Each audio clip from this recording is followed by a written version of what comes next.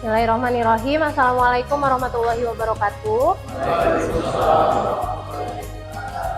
Sebelumnya saya ucapkan terima kasih kepada Bapak Kepala Sekolah, Bapak Nafis Kurtubi, Pak Herianto sebagai Wakakes 5 waktu saya pelatihan jurus BK hebat gitu. Sebelum acara ini dimulai, ada perwakilan pembukaan mengenai diseminasi ini yang diwakili oleh Pak Heri. Karena diseminasi itu sendiri adalah penyampaian informasi dari yang sifatnya one-to-one, kemudian bukan hanya dia, dan bahkan saya sangat support saya sebagai wakil pioner tadi dia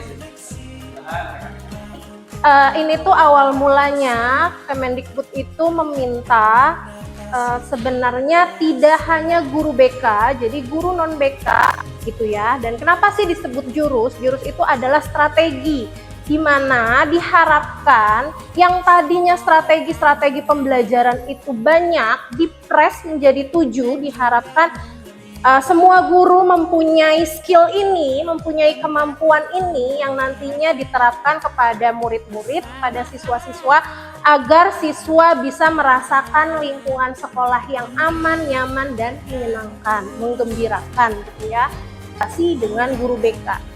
Setelah kita kolaborasi, ternyata sebagai wali kelas dan guru BK tidak bisa menyelesaikan masalahnya, maka kita bisa berkolaborasi dengan kesiswaan atau dengan kepala sekolah. Tidak menutup kemungkinan kita pihak sekolah tidak bisa menyelesaikan masalah. Makanya harus ada stakeholder lain, harus minta bantuan lain yang mungkin bisa membantu dalam menyelesaikan masalahnya. Gitu. Dan 7 jurus BK hebat ini tidak hanya dimiliki oleh BK, melainkan oleh semua guru. Mereka gembira dalam belajar, mereka bisa gembira dalam minat bakatnya karena kita dukung potensinya mereka. Dan yang terakhir adalah gembira dalam bermain di sekolah. Karena di sekolah itu bukan hanya lingkungan belajar, tapi termasuk juga lingkungan bermainnya mereka. Oke, masuk ke jurus yang pertama. Jadi saya akan menjelaskan secara singkat mengenai 7 jurus itu, tujuannya apa, serta konsep-konsep yang dipelajarinya itu apa, tapi nanti ada 1 jurus yang akan saya fokuskan. Yang pertama adalah jurus kenali potensi. Tujuannya adalah guru mampu membantu murid mengeksplorasi potensi, minat, dan bakat melalui teknik asesmen pendidikan. Harusnya kenali potensi ini dikasih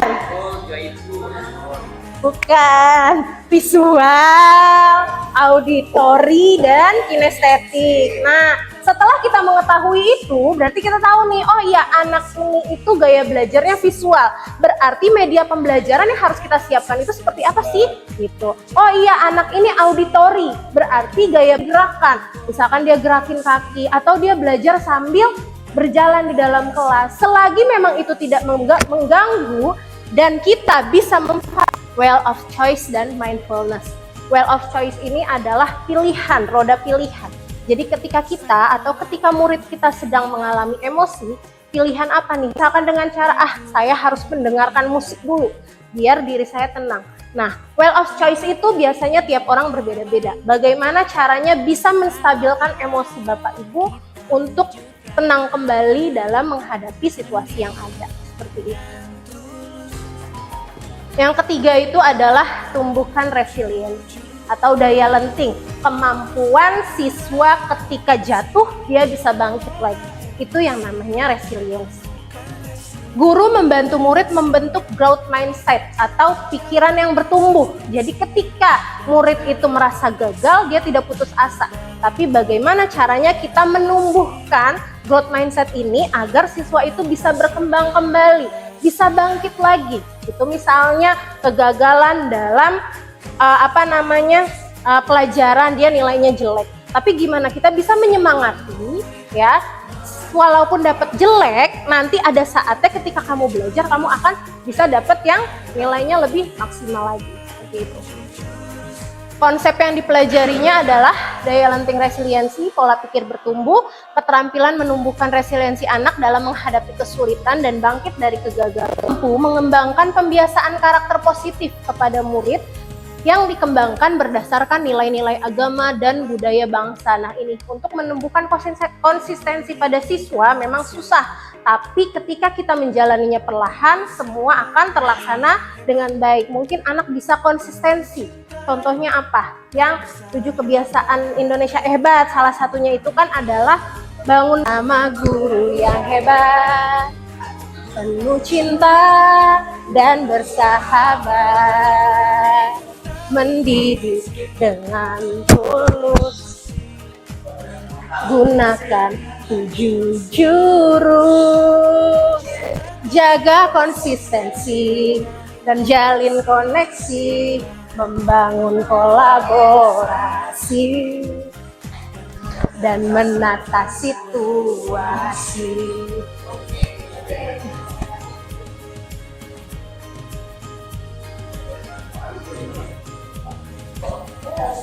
Sekolah aman dan nyaman dan juga menggembirakan, tempat bertumbuh harapan. Ayo kita wujudkan, mendidik dengan tulus, gunakan 7 jurus, kenali potensi, kelola emosi, tumbuhkan resiliensi, jaga konsistensi. Setelahnya ya, yang A nih, yang A ngomong, tapi yang B diem aja sambil main handphone kek, sambil bengong kek, sambil ngapain, pokoknya jangan diperhatikan omongan dari yang si A ya. Jadi si A mau ngomong apa, biarin aja dia ngomong gitu ya. Oke? Gantian, tadi yang B ngomong, yang A diem aja, yang A cuekin aja si B mau ngomong apa. Ayo, dimulai dari sekarang.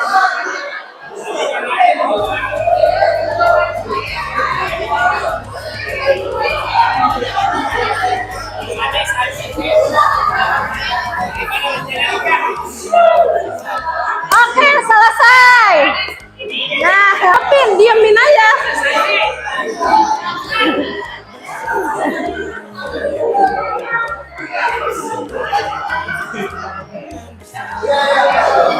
Oke, stop. Sekarang ronde yang ketiga. Di ronde yang ketiga ini, A bicara, B memperhatikan dan merespon pembicaraannya. Oke, dimulai dari sekarang. Tumbuhkan resiliensi, jaga konsistensi dan jalin koneksi, membangun kolaborasi dan menata situasi.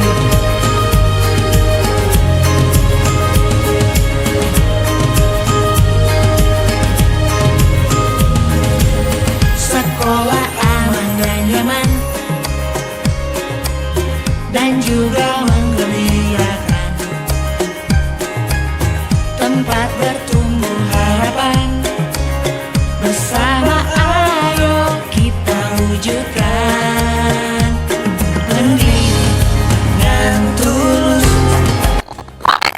Kita gali maknanya ya. Saya minta kira-kira Bapak Ibu siapa yang mau merefleksikan dari 3 ronde itu, apakah komunikasi berjalan efektif? Kenapa? Terus apa sih yang harus diperbaiki dari tiga ronde itu agar komunikasinya itu menjadi efektif? Dan yang terakhir, apa sih syarat yang Bapak Ibu tahu mengenai komunikasi efektif? Ayo, siapa Bapak Ibu yang mau berbicara nih, yang mau merefleksikannya? Dengarkan ya, menurut Bapak Opan nih, kira-kira gali maknanya apa, refleksinya? Sekarang lo kalau tadi perasaan itu ya awal dari komunikasi efektif itu adalah komunikasi yang bisa saling menerima sama lain. Nah, sedangkan di ronde pertama kita merasa komunikasi kita tadi tidak berjalan efektif karena hanya salah satu dari kami yang berbicara, sedangkan lawan bicara Pak Agis dan tidak mendengarkan saya. Ya, saya minta waktu. Terus di ronde kedua juga saya marah ke Bang Agi, gantian saya yang main Bang Agi.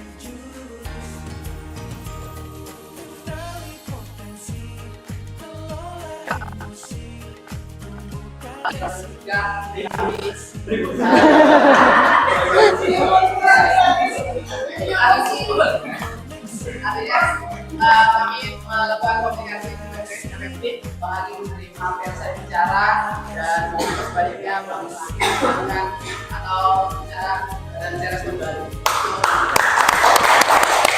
Ayo Bapak Ibu, ada yang mau merefleksikan lagi? Kira-kira nih apa sih yang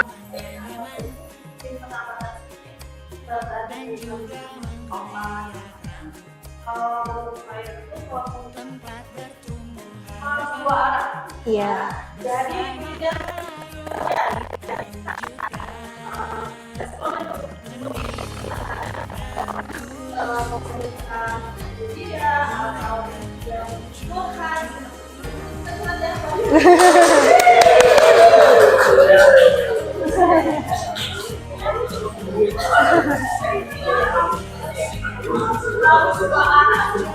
Oke, terima kasih Bu Titin dan Pak Opan. Memang benar ya, D-nya adalah dedikasikan tubuh dan jiwa kita gitu ya. Sebagai guru, sebagai konselor gitu ya, kita harus mendedikasikan tubuh dan jiwa kita terhadap orang yang berbicara dengan kita. Di sini konteksnya adalah guru dengan siswa. Otomatis kita harus mendedikasikan tubuh dan jiwa kita. Dalam artian, ketika siswa kita berbicara, ketika siswa kita curhat, kita dedikasikan nih, oh iya, kamu mau curhat dengan saya, oke, saya dengarkan gitu ya. Jadi saya pikirannya udah fokus terhadap cerita kamu. Pikiran saya udah ada di sini nih, ikut hadir di sini. Saya bukan berarti saya ada di sini, tapi jiwa saya sedang melayang-layang kemana. Jadi jangan seperti itu, gitu ya. Yang kedua adalah ekspresinya diperlihatkan, ya. Ketika lawan bicara, yang selanjutnya adalah gangguannya dihilangkan.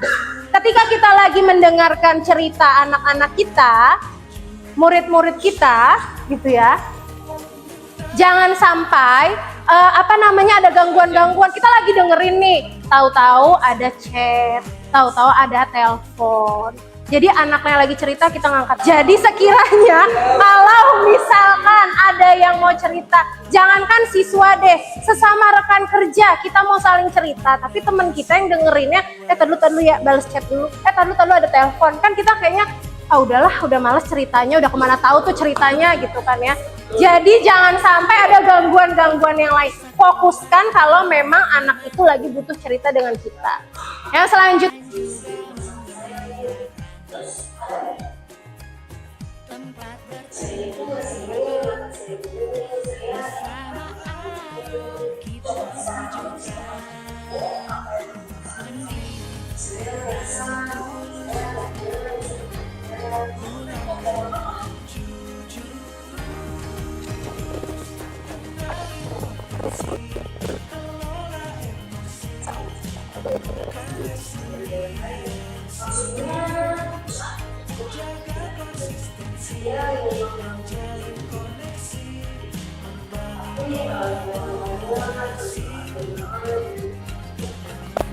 bisa sebagai guru untuk menerapkan hal seperti itu. Harusnya bisa gitu ya, karena memang mungkin akan terasa sulit gitu ya, tapi dengan perlahan kita akan bisa ya melakukan coaching itu terhadap murid. Bagaimana tekniknya agar murid juga bisa terbuka, bagaimana tekniknya agar murid itu bisa merasa nyaman bercerita kepada kita dan terbuka semua permasalahannya. Tapi Bapak Ibu sebagai guru kelas sebagai mata pelajaran bisa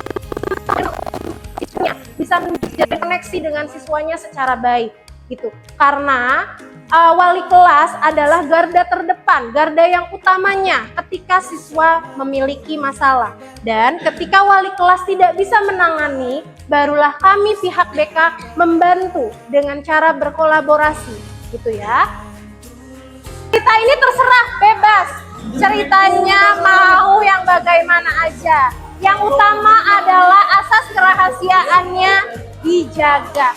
Oke, silakan. Saya akan mendengarkan satu persatu. Saya akan menjadi observer. Apakah Bapak Ibu benar sudah menjadi konseli dan konselor? Oke, dimulai. Siapa yang jadi konselor? Konseli itu yang bercerita, konselor itu yang mendengarkan dan meresponnya. Ayo silakan, nanti akan saya dengarkan satu-satu.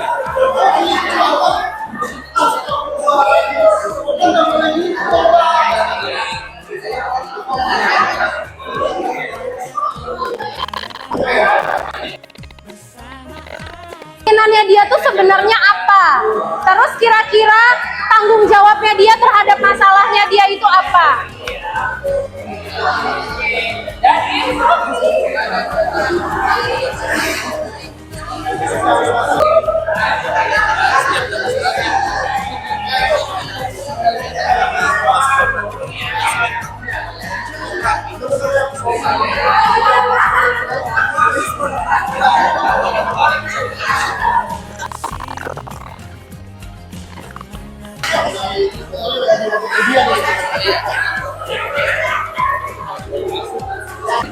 Ya nggak apa-apa, sok bercerita dulu.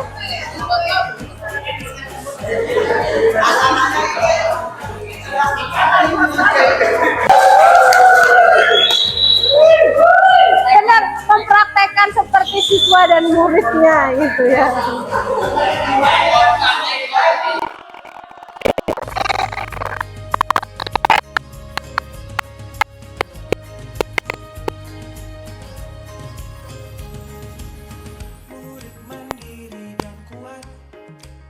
Ilmu yang saya berikan ini tidak hanya sementara di dalam ruangan ini, tapi benar-benar kita bisa terapkan ke siswa kita agar siswa kita bisa merasa aman, nyaman, dan merasa menggembirakan ketika ada di lingkungan sekolah.